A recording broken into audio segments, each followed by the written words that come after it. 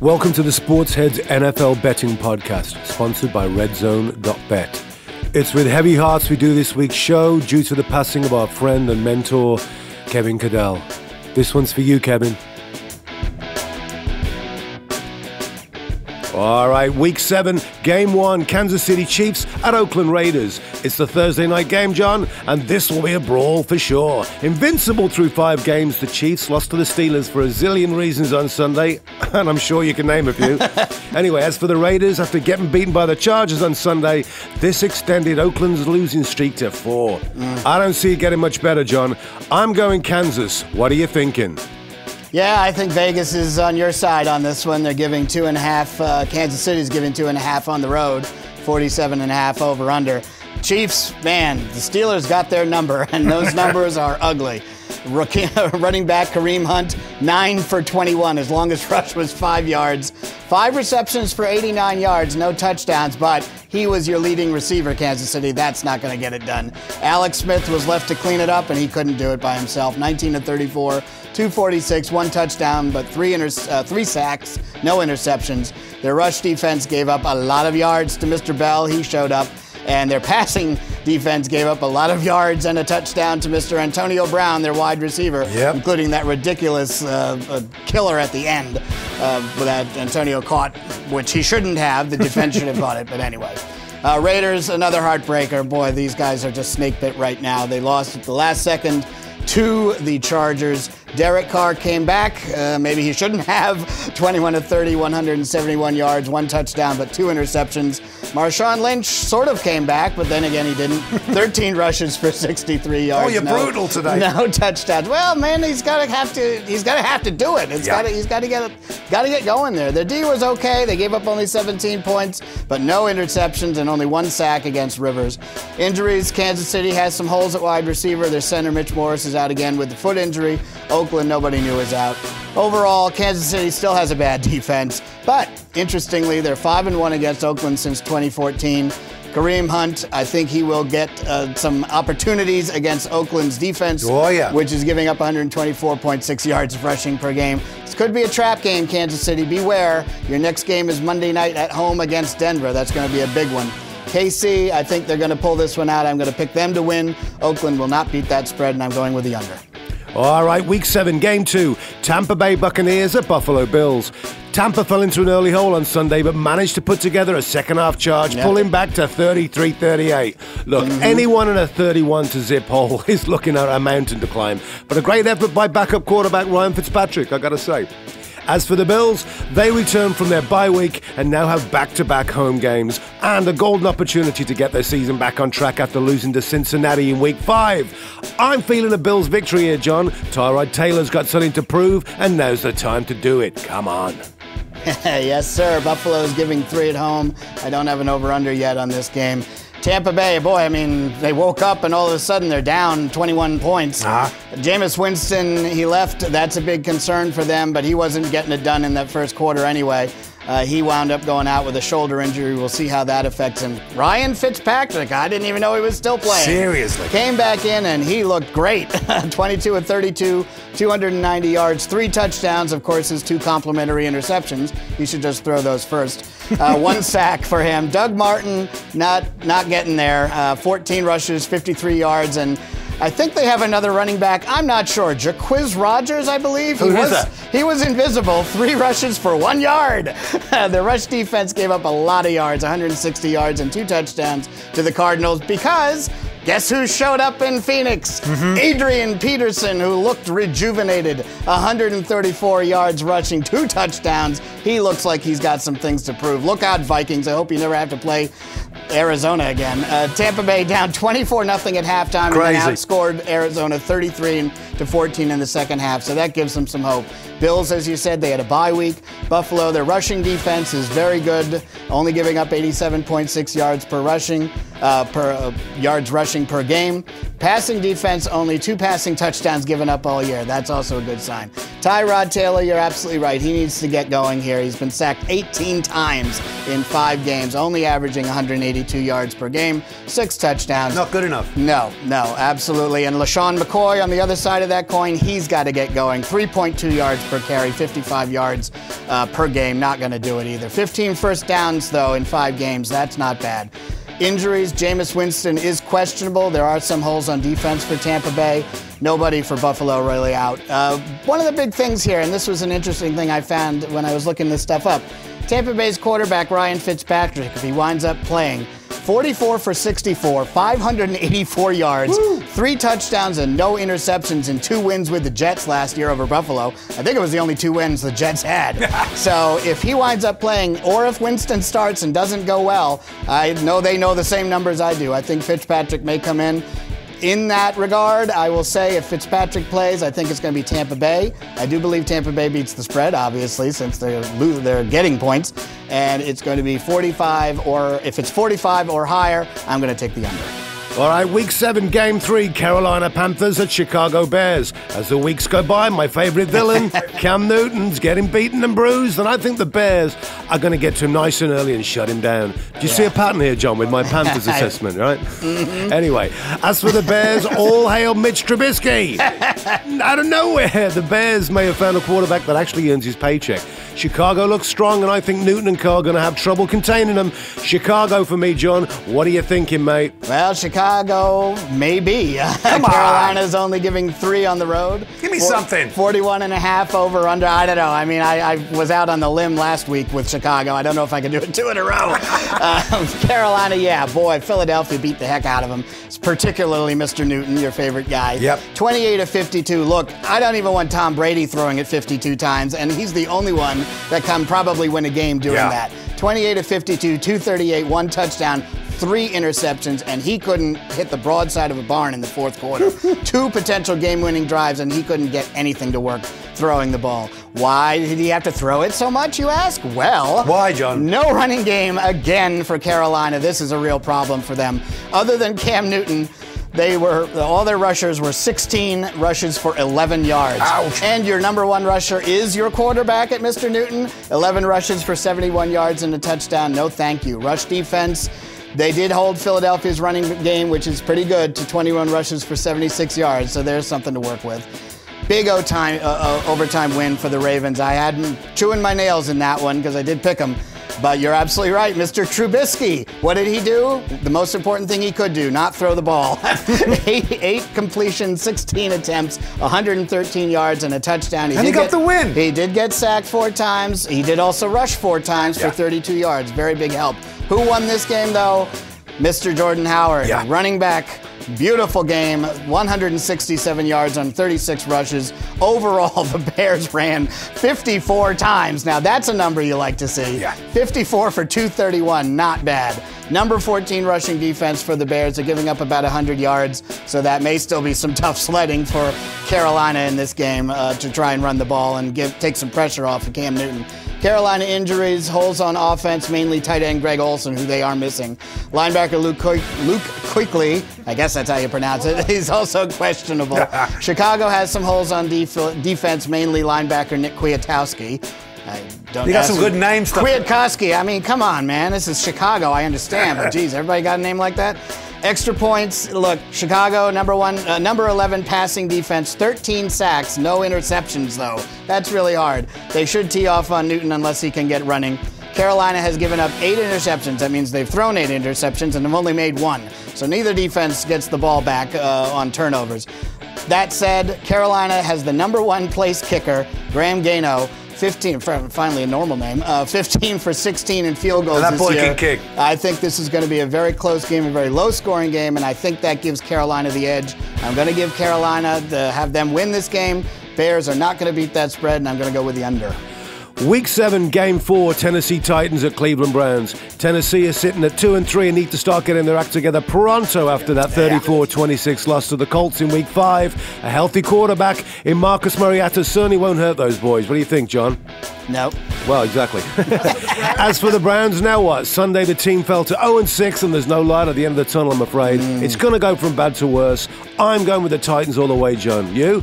Yeah, I think Vegas agrees with you. Tennessee giving 6.5 on the road. Over/under on this game, 46.5. I think both those are fair. Unfortunately, sorry, Cleveland. At the home game, and you're getting 6.5. Defense is giving up a lot of points, 28.4 per game, 110 rushing yards, 12 passing touchdowns in 5 games they've given up. Not good on defense. Mariota, he must play to ensure that they win here. DeMarco Murray is only averaging 54.6 yards per game, 4.9 per carry, which is a good number, but he can't carry this team, pardon the expression. 33.9% on third down conversions is not getting it done. Not good enough. No. Cleveland, they showed a little life in their laugher at Houston. Hogan, 20 of 37, 140 yards, 1 touchdown, 3 interceptions, and 4 sacks. Running backs Isaiah Crowell and Duke Johnson Jr. Were okay, 17 for 98 combined, but their defense was just so terrible. 3 touchdowns to Deshaun Watson, Houston's quarterback, 123 yards rushing given up, 1 interception and 1 sack only. Some injuries for Tennessee, holes on defense. Wide receiver Corey Davis is also out. Cleveland linebacker James Burgess is also questionable. Cleveland has given up 11 interceptions. That means they've thrown 11 interceptions and 14 sacks this year. Tennessee is averaging 124.8 yards per rushing given up and 4.8 yards per attempt. Quarterbacks for both teams will make the difference, and I think that means Mr. Mariota is going to pull this one out. Tennessee will win this game. Cleveland will beat that spread, however. That's still an insult, even as bad as they are. And if it's 40 or over, I'm going to take the under. Nice. Week 7, Game 5, New Orleans Saints at Green Bay Packers. Say it ain't so, John. Seriously. Aaron Rodgers looks like he's done for the season. I have to say, him out with a broken collarbone, I see the Packers season going from bad to worse here. Yep. Add to the fact that the Saints had a huge win against the Lions in Week 6. Drew Brees and those boys should put this one to bed, no problem. I'm taking New Orleans. What are you thinking, John? Could you imagine New Orleans giving 4 on the road at Green Bay if Mr. Rodgers was playing? No. But that's what they're getting now. 47.5 over/under. Sure, why not? Monster win versus Detroit. Boy, that looked like a college game. Yeah.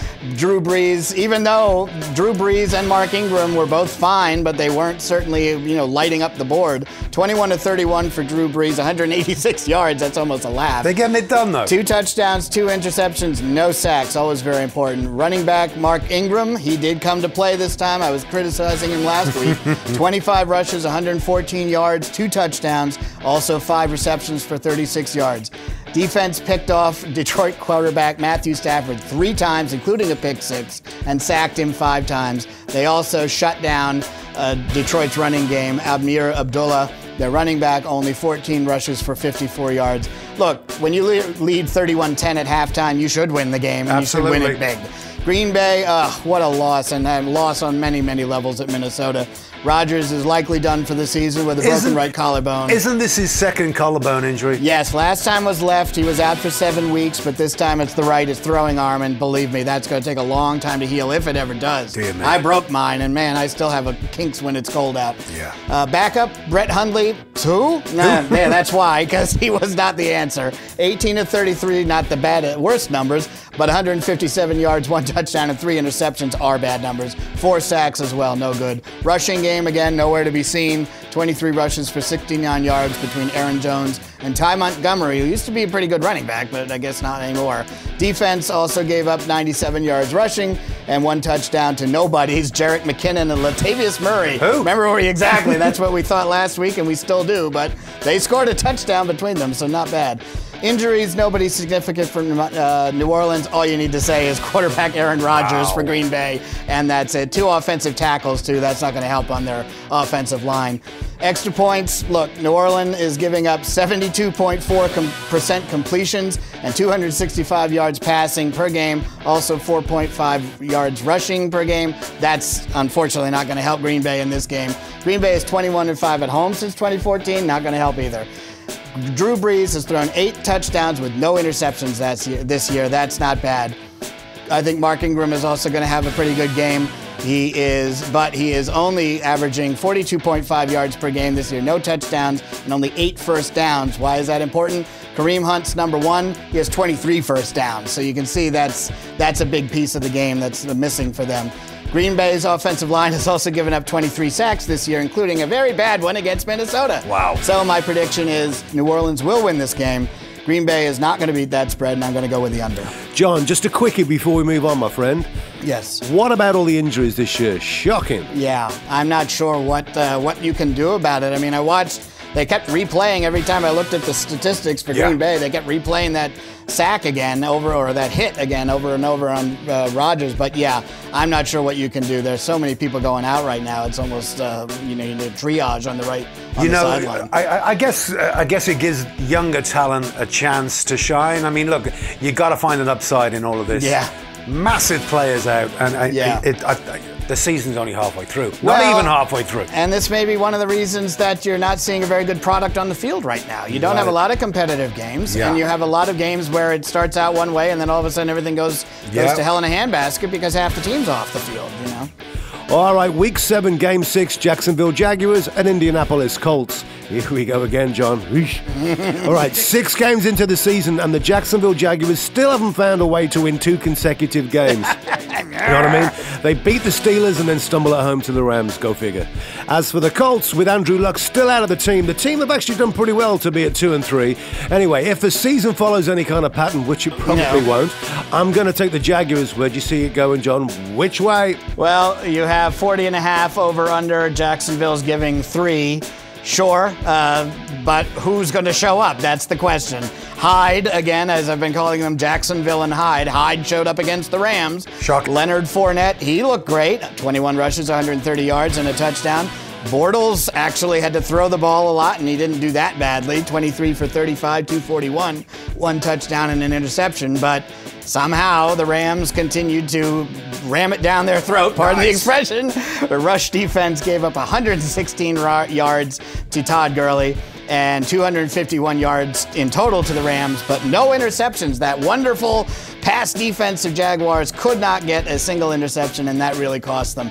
Indianapolis, their defense is giving up a ridiculous number of yards per game, 103.4 rushing, 31.8 points per game. So there should be plenty of opportunity for Jacksonville to score in this game. And since they went south last week, they should come back and win this game. Jacoby Brissett, Indianapolis's quarterback, has been sacked 14 times this season and has 3 interceptions in 127 attempts. Jacksonville running back Leonard Fournette is questionable. As far as injuries are concerned, their center, Brandon Liner, is out. And again, the only thing you need to know for Indy is quarterback Andrew Luck is still out, and they do have some holes at linebacker. This isn't going to be a good game. I think Jacksonville should handle this pretty easily, but who knows these days. Jacksonville, though, if they go by form, Jacksonville will win this game, which I'm going to predict. Jacksonville will beat the spread, and I will take the under on the over-under. All right, Week 7, Game 7, Arizona Cardinals at Los Angeles Rams. What a difference a trade makes. Sorry, I had to do that. That's all right. Anyway, Peterson's added some serious oomph to this team. Arizona held up a second-half rally on Sunday to beat Tampa 38-33, and I think they're only going to get better from now on in, mate. The Rams, they beat out the Jags 27-17 and look good for the win. Jared Goff has found a way to win games, and the team now sits at 4-2 in the season. Yeah. I smell an upset here, John. I'm going with the Rams on this one. Am I completely nuts? Well, you do also know where this game is being played, don't you? Oh, that's right. London. I forgot. So, interesting. I was watching the Rams game as my stupid Jacksonville Jaguars lost. The Rams are staying in Jacksonville this week and then flying from there to London. Oh, wow. So they're really taking it seriously you're talking about going from the west coast of the U.S. to London. Yeah. It's a lot of hours stretch. Yeah. They are really taking seriously, and that might give them the edge. I'm not sure what Arizona's doing, but they might have the edge there. Anyway, L.A. is giving 3.5. They are the home team in this game. 47 over/under, sure. Arizona, they are reborn with Adrian Peterson. If he stays healthy and motivated, they could be a real threat in the West. Adrian Peterson, 26 rushes for 134 yards and 2 touchdowns.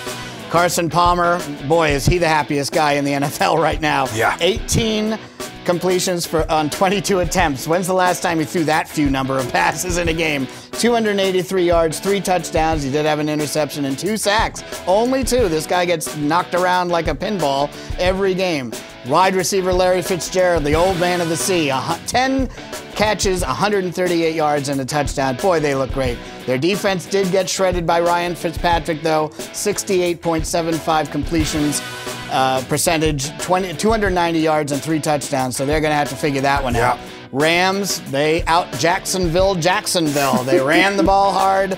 Todd Gurley, the running back, strong.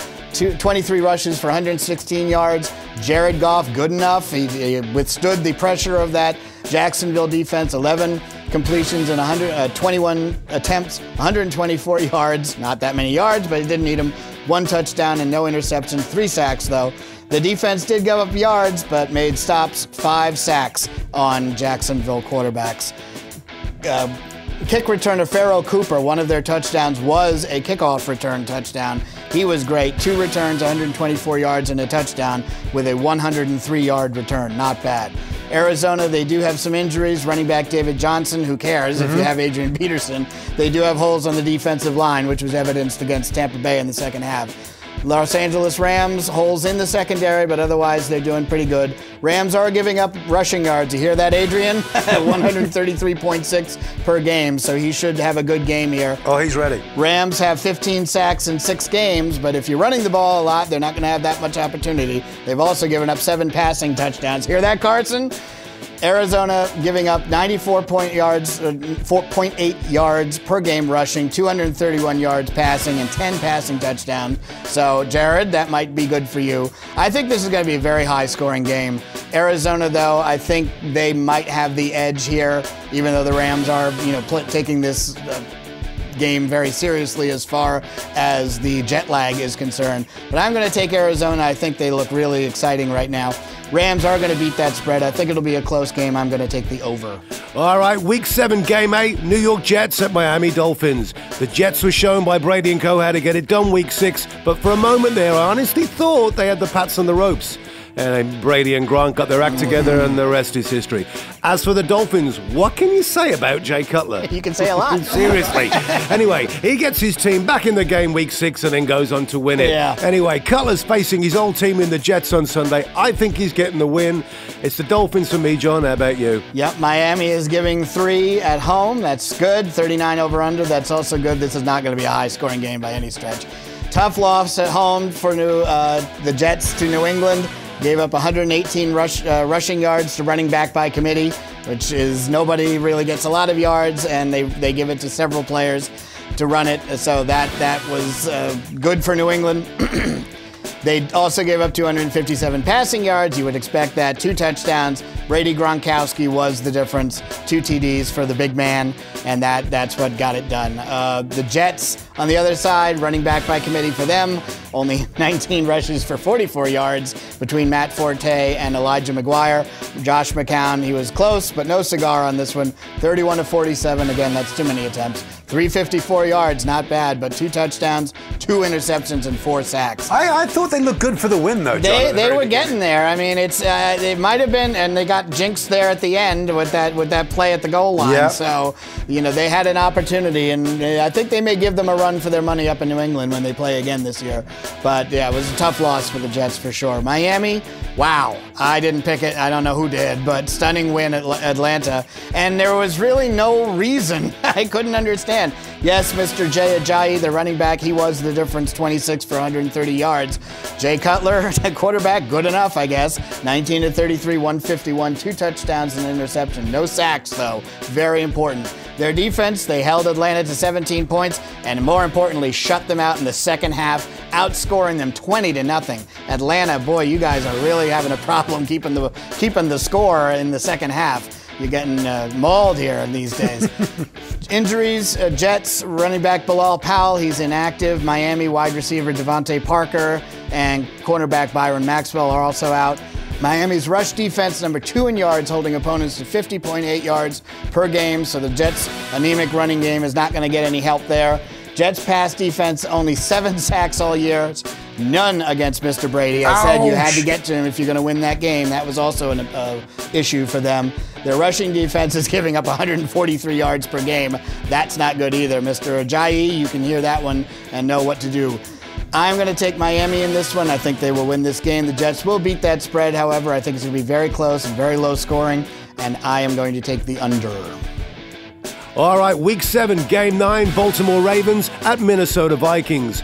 Championship caliber teams like the Ravens, John, do not lose at home to teams like the Bears. No. Anyway, a team, by the way, who is starting a rookie quarterback in his first road game, right? Seriously, at 3-3, the question is, can the Ravens offense turn it around? As for the Vikings, the best thing about Sunday's win over the Packers was Rodgers actually leaving the game and then Harrison Smith leading the Minnesota defense to a serious beatdown of the Packers.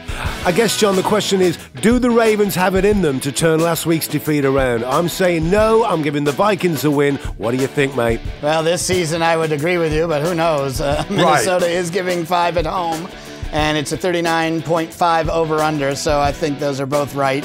I think Vegas agrees with you that Minnesota should take this game. Baltimore, yeah, wow, another ugly game and an ugly home loss to the Bears. That leaves a lot of questions for them. I think Joe Flacco, their quarterback, is done. 24-41, 180 yards, 2 interceptions and 3 sacks, no touchdowns. Flacco out because why? Why is he done? I think he's just worn out. I mean, I think he's been there a long, long time. I don't think they have a lot of options for him. And I think he's just running. He was always a questionable quarterback. He had he had a cannon for an arm. He could throw it 70 yards, but he could never throw the short, crisp passes that they needed. Tandem running backs, Alex Collins and Javorius Allen, they were decent.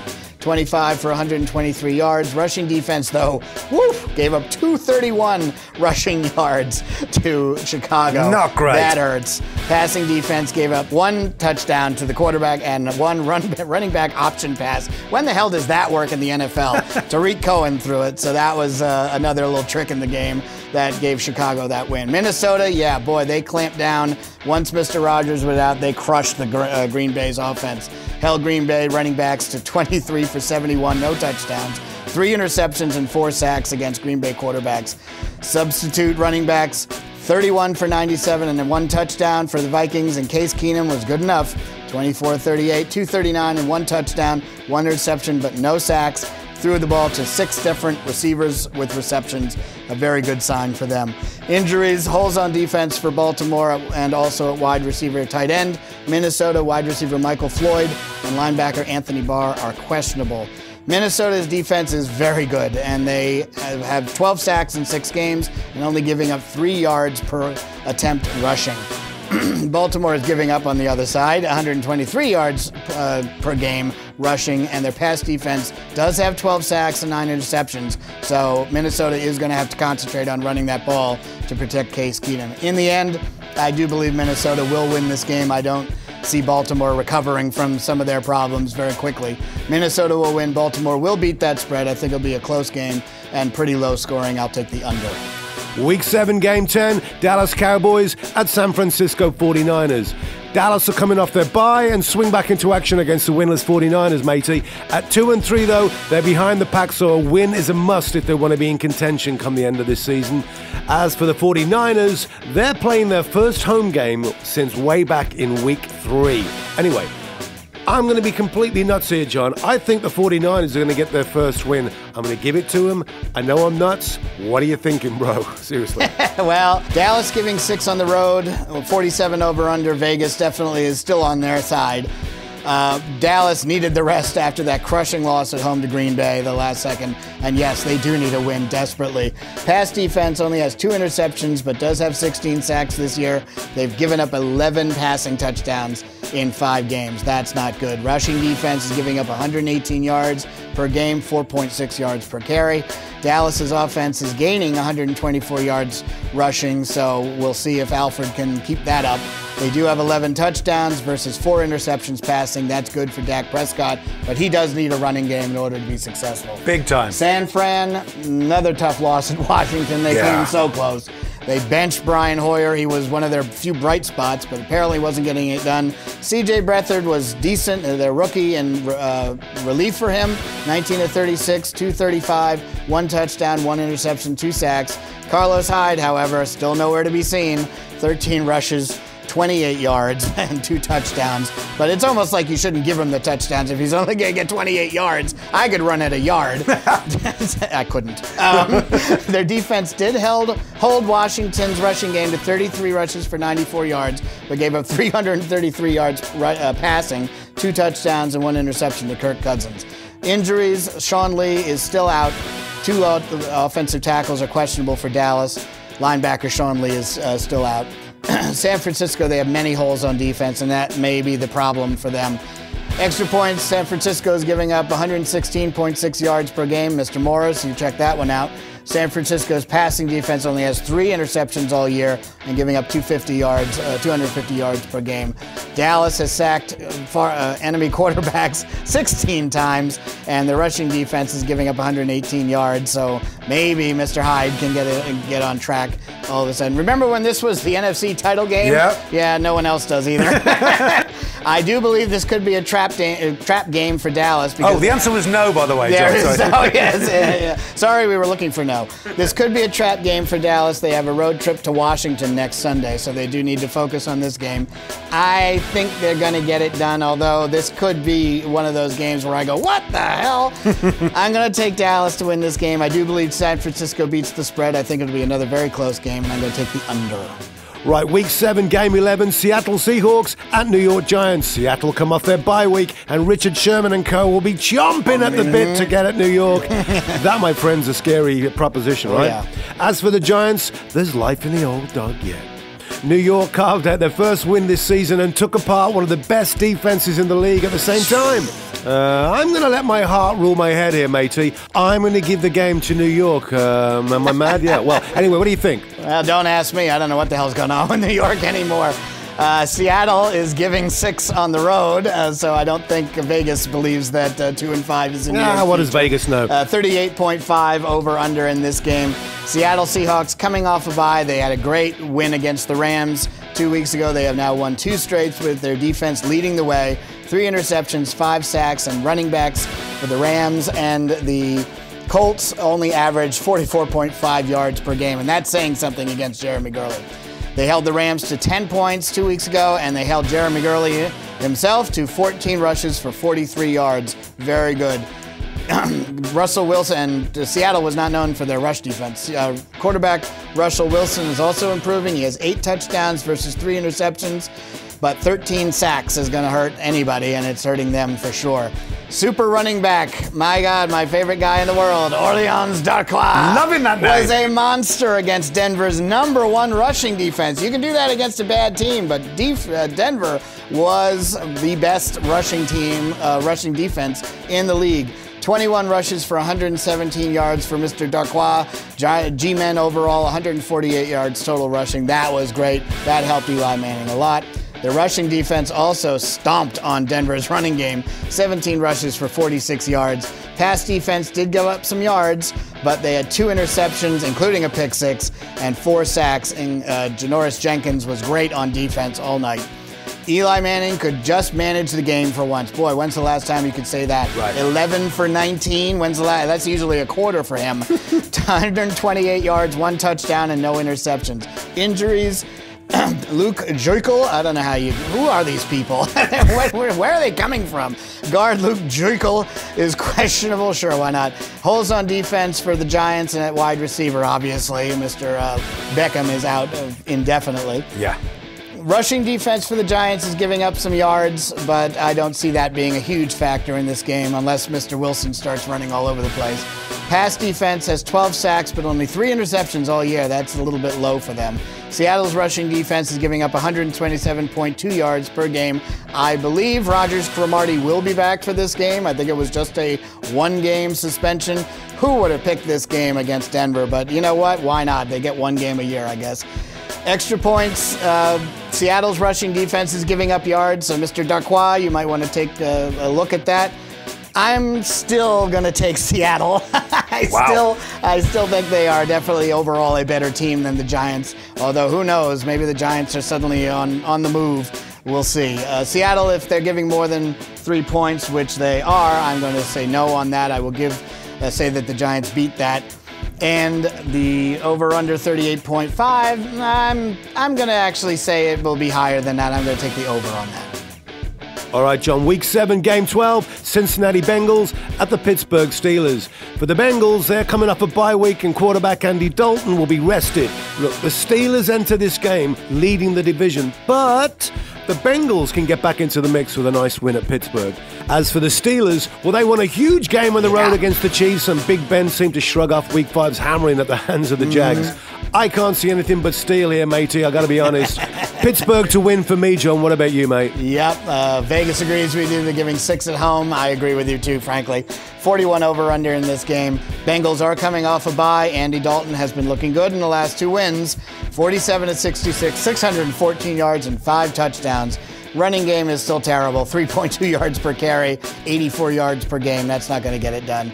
Defense is playing a lot better. Number 5 overall, number 2 passing with 18 sacks. Oof. Now. 5 touchdowns given up, but only 4 interceptions. That they've got to start working on because they need those turnovers. Steelers, wow, they do own Kansas City. I don't know how they pulled it off, but they sure did. I believe the week before against Jacksonville was a trap game for them. They were looking ahead, and they thought they were just going to walk all over Interesting. Jacks. Yeah. Kansas City, their rushing game was crushed by the Steelers. 15 rushes for 28 yards overall. Kareem Hunt, again, as we said, 9 for 21. They also held Alex Smith to 246 yards. That is saying something. 1 touchdown, but 3 sacks. Le'Veon Bell was fantastic. 32 rushes, 179 yards, and a touchdown. And Roethlisberger, all he had to do was manage the game. 17 of 25, 252, a touchdown, 1 interception, and 1 sack.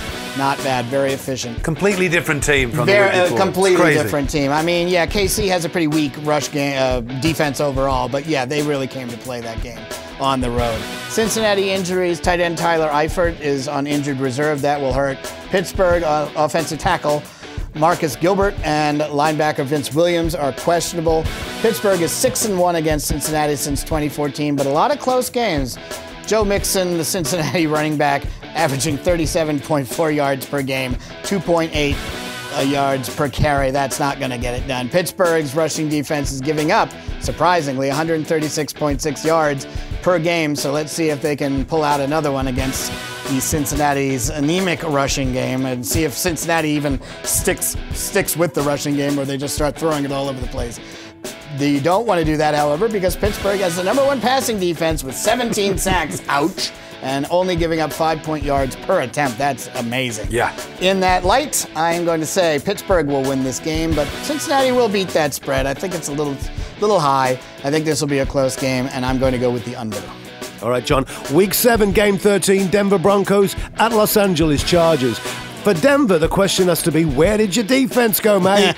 Anyway, the Giants ripped them apart, as you said earlier, and that has every team in the NFL licking their chops, right? The Chargers showed a lot of heart, though, to grind out a 17-16 win over the rivals, the Oakland Raiders, right? But I'm seeing Denver regrouping, and I'm seeing them nicking this one. How about you, John? Well, Chargers are giving 1.5 at home. Are they really? Wow, how the mighty have fallen if that's the case. 42 over under. That might be a little high the way these offenses play. Ugly loss for Denver to the Giants. We talked about it already. Running backs Jamal Charles, who used to be a star at Kansas City, and C.J. Anderson combined for 14 rushes for 36 yards. No thank you. Quarterback Trevor Siemian could not carry the team with that kind of rushing output. 29 for 50. Again, nobody should be throwing the ball 50 times. No. 376 yards. That's not bad, but 1 touchdown and 2 interceptions, including a pick 6. 4 sacks also, not good. #1 rush defense was porous against the Giants running game, which was terrible up until this point. 48 yards given up. Chargers, wow, great win against Oakland. Came back in the last seconds, kicked the field goal as time expired. A great win for them. Phillip Rivers, their quarterback, looked very good. 25 of 36, 268, 1 touchdown, no interceptions, very good, and 1 sack. Melvin Gordon, good enough. He wasn't spectacular, but he was good enough to keep the Oakland defense honest. 25 rushes for 83 yards and a touchdown. They held Derek Carr, the Oakland quarterback, to 171 yards. Everybody's doing that these days. 1 touchdown and 2 interceptions. And they held Marshawn Lynch, the Oakland running back, to 13 for 63 and no touchdowns. So their defense is playing better, and their offense is playing better as well. Denver, 3 wide receivers questionable or out. That's not going to help their offensive output, which is terrible already. And the Chargers, Brandon Oliver, running back, is inactive. Melvin Gordon versus Denver's rushing defense is going to be the key to this game. If he can give some relief to Phillip Rivers, they're going to have a very, very good game, I agree, against Denver's defense. Denver's offense is just looking terrible, especially in the red zone. 1 for 8. Did you just say red zone? Red zone, I believe. Hey, ding, ding, ding, ding, ding. Don't I get something for that? Yeah. 1 for 8 in the red zone in the last 2 games. Boy, that's terrible. And they missed 3 field goals against the Giants. That's also terrible. Yeah. The Chargers, 2 late road wins in a row after an 0-4 start, and they have 17 sacks, but they've given up 8 passing touchdowns in 6 games, so they really need to improve that. That said, I'm going to stick with the Chargers. I think they've got something going here, especially with Melvin Gordon in there. If he has a good game, they're definitely going to pull this one out. I'm going to say Chargers win this game. Denver, they are not going to beat that spread, and I'm going to take the under. Week 7, Game 14, Atlanta Falcons at New England Patriots. Right then. The Falcons, healthy and coming up a bye week, look primed to destroy a struggling Dolphins team instead. Atlanta fell 20-17 to Miami, even blowing a 17-zip lead in the process. Insane. And by the way, they dropped their 2nd straight home game against an AFC East opponent. Not good, right, John? Seriously. Anyway, as for New England, they almost blew it against the Jets on Sunday. That is until Brady and Gronk said, no. With New England sitting at 4-2, I'm seeing Brady and co battening down the hatches and taking this one. Are you with me, John? Yeah, New England's giving 3 at home, a 54 over-under. I think those are both right. Yeah, what's going on with Atlanta? Good heavens. I mean, their numbers are fine, but they just cannot hold leads. Bizarre. That if you were talking to very early in the season, you were talking about a hangover for them. I think this is going to be their hangover. Atlanta lost another tough game to Miami at home. Ryan was good. He had good yards. He had a touchdown, 1 interception, and 2 sacks. Devontae Freeman was okay, 9 rushes for 68 yards. Rushing defense gave up a lot of yards to Mr. Jay Ajayi, 130. And this may have been a trap game for them against Miami when they knew that they had to go to New England and try and prove something the following week. But you can't give that to everybody, and Atlanta really needs to take care of business right now, or they're not going to get back to the playoffs, let alone get back to the Super Bowl. Yeah. New England, what can you say? They're back on track. They won at New York. They looked very good. Brady was 20 for 38, 257, 2 touchdowns to Mr. Gronkowski. They were able to handle their business on both sides of the ball and held New York in check throughout the course of that game. Atlanta has some injuries. Mohamed Sanu, I think this might be one of the problems for them. He's out. He's a big part of their offense. Defensive tackle Courtney Upshaw and linebacker Jermaine Grace are both out as well. New England, they do have some holes on defense at linebacker and cornerback, and their running back Rex Burkhead is out. Atlanta, as I said, they're missing Mohamed Sanu. They need to get some steady hand on that offense and defense, especially in the second half. They have 12 sacks, but only 2 interceptions this year. That's not good. None against Jay Cutler, who basically hands them out like candy at Christmas. In New England, their defense is improving, but still number 31 against the pass in yards. 323 yards giving up per game, 8.9 per attempt. They do have 5 interceptions, but they've given up 14 touchdowns. Ouch. New England's rushing defense is doing better, but still giving up 5 yards a rush and 124 per game. So, Atlanta, you got some opportunities here, but we got to see how you're going to do. That said, maybe I'm really kicking myself here, but I'm going to take Atlanta to win this game. Woo! I think they're going to rebound, and I think they have something to prove, and I think they want to really prove it right now. I think they are going to beat that spread, obviously, since New England is giving points, and I'm actually going to take the over. I think this is going to be a firefight, and this could be very well be a 41-39 game, if anything. So, yeah, I think this is going to be a really good game. All right, wrapping it up. Week 7, Game 15, Washington Redskins at the Philadelphia Eagles. This is the Monday night game, and it sees Washington face an Eagles team that is easily one of the strongest in the NFL right now. Washington, though, they're at 3-2 and will be no pushover, that's for sure. Philly sitting pretty at 5-1 will be hard to beat by any team right now. I think they're going to be too hot to handle for the Redskins. I'm calling it a win for the Eagles. What about you, John? Yeah, I believe so. Vegas is with you as well. Philly's giving 5 at home. 48.5 over-under. Those are both fair numbers. Washington, they did struggle to beat the 49ers. That may also have been a trap game with them looking ahead to this game. Kirk Cousins was good. 25 of 37, 330 yards, 2 touchdowns and an interception and 1 sack. And Chris Thompson, though, their running game struggled. Chris Thompson, 16 rushes, 33 yards, not going to get it done, especially against Philly's defense. Defense did hold San Francisco's rushing game in check, but San Francisco doesn't have much of a rushing game. Eagles, however, do. Philly, they are riding that defense, man. They are very good, and they have a very efficient offense, which is also very good for them. They beat Carolina on the road, which is really a signature win for them this year. Yeah. And we'll see if this is going to follow up with this game against Washington. Carson Wentz, he was good, if not great. 16 for 30, 3 touchdowns, though, no interceptions. Running back by committee, gained 27 rushes for 101 yards. Their defense also got 3 interceptions on Cam Newton and held Carolina's rushing game to 25 rushes for 80 yards, although 71 of those came from Cam Newton. Injury-wise, Washington does have holes on defense, especially in the secondary. Philadelphia has some holes on defense as well, and Wendell Smallwood is out. That may have a little bit of an impact on their running game. Washington, believe it or not, is 5-1 against Philadelphia since 2014. Really? Philly's passing defense is last in yards in the league, which I didn't realize. 274 yards per game. 14 sacks, though, 6 interceptions, although they've given up 9 TDs. Philadelphia's rushing defense is holding opponents to 65.7 yards, so Washington may have some challenges on the ground. That said, I'm going to take Philadelphia to win this game. I like them a lot. I think they are by far the best team in the NFC right now. Washington will beat that spread, however. I think it's a little high, and I'm going to take the under in this game. All right, that wraps up our show. See you guys next week.